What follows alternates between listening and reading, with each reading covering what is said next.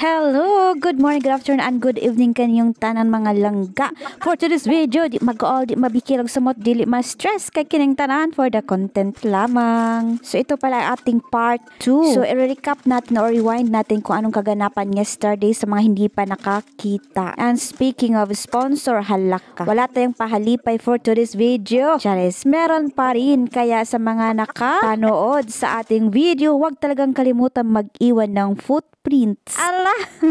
Dahil mamibigay tayo ng pasasalamat or pahalipay para sa ating mga viewers or subscribers na hanggang ngayon ay patuloy pa ring nabudol. Charis. So mag-part 2 para tayo ngayon mga langga, no? Mayroon tayo dito mga swimsuit na one piece kasama sa chicken joy. Charis, mali pala yun. So, one piece lang siya dahil hindi ako sanay. Or I mean bagay kapag naka two piece. Dahil alam nyo naman ang ating katawan ay maraming humps. I mean, mayroon akong deep humps ba yan yung sa legs? Or yung malapit ba sa ating hips ba? Basta pangit talaga as in yung aking shape ng aking katawan. Kaya, mag-skip na lang kayo. Sa totoo lang mga langga, no, matagal ko na itong na-add to cart. Kaya mas gugustuhan ko pang magbisi-bisihan sa ibang bagay. Kasi kapag ako'y na-bored, boring. Ay nako, day. Kabahan na ang ating pitaka. So ang aking nagawa last week ay na-check out ko talaga day ng pinakabongga. Paalala lang mga langga, no, kung ano man yung nakikita dito ay nako day. Atin-atin na lang yon. So ayan, i-flex natin ulit ang aking nabili sa online. So mayroon tayo ditong 4 na swimsuit at mayroon din tayong mga abubot dito at higit sa lahat itong 24K gold na pwede nating isanla.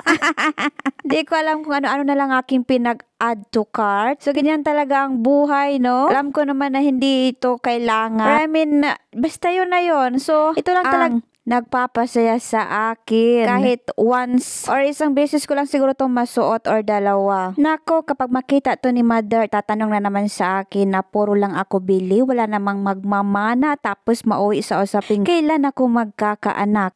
So ito na ang una nating rampa. Halakaday. Para talagang suman.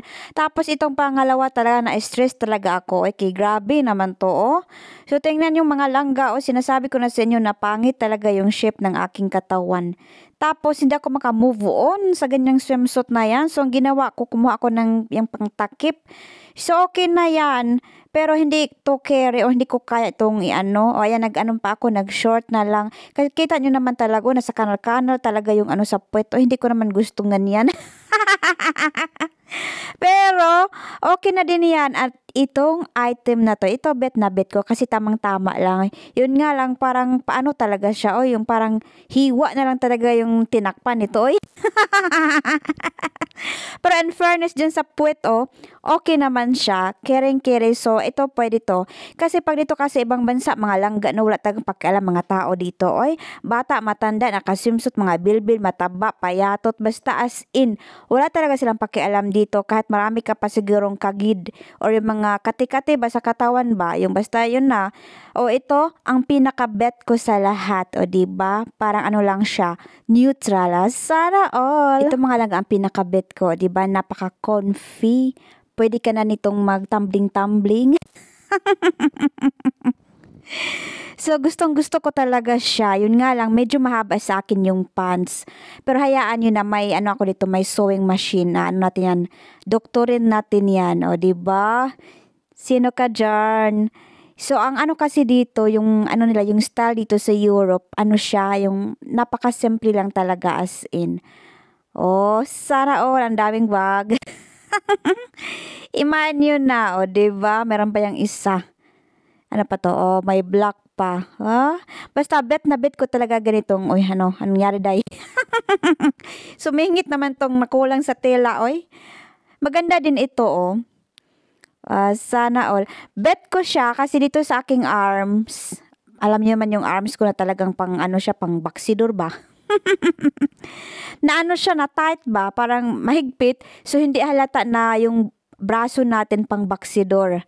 Oh, yung bell die. So sana one of these days pag ano na, pag medyo mainit-init na dito, yung summer na talaga, irarampa natin to. Sige na, oy, bye!